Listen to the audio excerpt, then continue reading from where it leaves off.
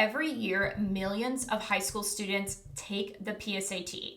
Is it really just a freebie practice for the real SAT, or does it actually matter? In this video, we're going to break down everything you need to know about the PSAT, how to best prepare, and also talk about a major scholarship it is tied to. So stick around to the end to learn a little bit more and just to be better prepared. Hi, I'm Rebecca Beard. I own NicevilleTutoring, which we cover subjects K through 12 with an emphasis on test prep. We have over 45 teachers on staff who support students online and in person.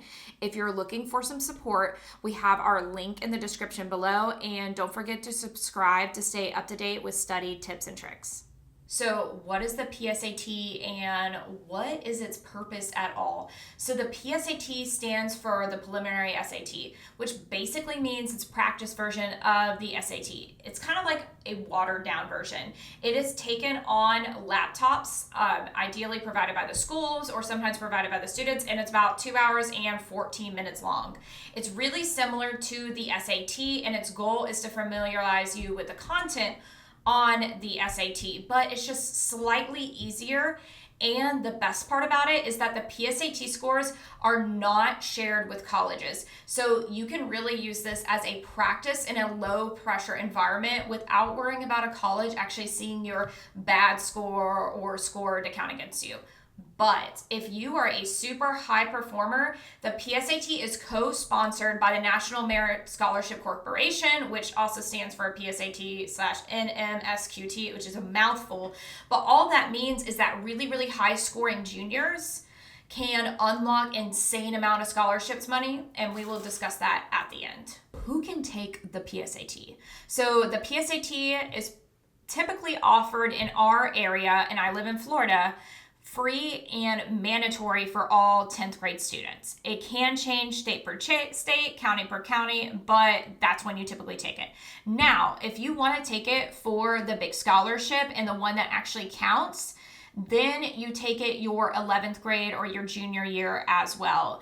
It is typically held middle of October, sometimes the end of October, and it is held on a weekday. And what's really cool is if you have accommodations, they will be applied during that testing environment. What's on the PSAT? So it's broken down very similar to the SAT in two main sections. The first section is going to be 2 modules of reading.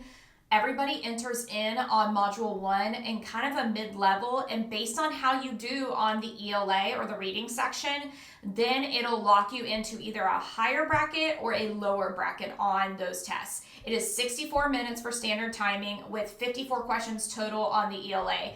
And the questions are really short. They're not long reading passages, and there's everything from science questions to poetry, which personally I don't love, and then also some heavy grammar. But what is key to know is that you have to do really good on module 1 to have a better chance at a higher score on module 2.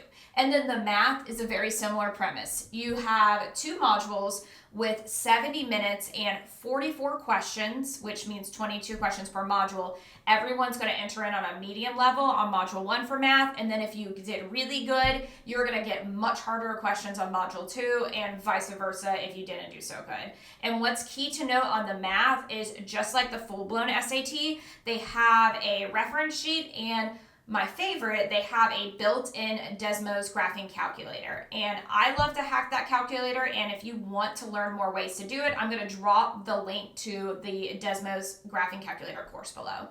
So what type of score on the PSAT is good and what type is not so good? So the full range of scores on the PSAT is slightly different.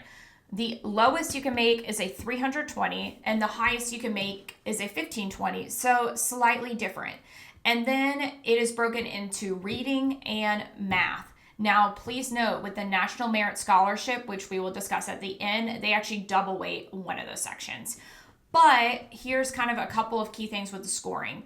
If you want a chance of a scholarship with the PSAT score, you need at least a 1400. So if you're taking practice tests, which by the way, they're free on College Board and Blue Book as well, you need to have a good and strong baseline score to have a hope at a scholarship.